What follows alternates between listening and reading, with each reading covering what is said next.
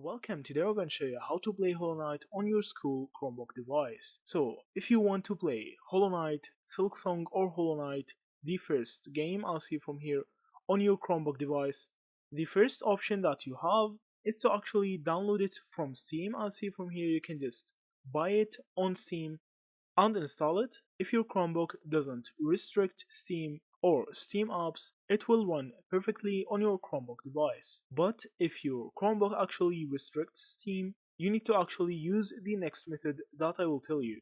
Also, if the game doesn't run perfectly on your Steam, after you run it using Steam, you can actually use GeForce Now to stream a lot of games including Hollow Knight and Hollow Knight Silksong.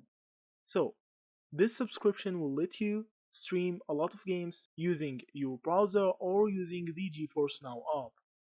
So this will actually depend on your network connection. So if you have a good network connection, Hollow Knight and Hollow Knight Silksong will run perfectly on your Chromebook device. So that's it. Thank you for watching and see you in the next videos.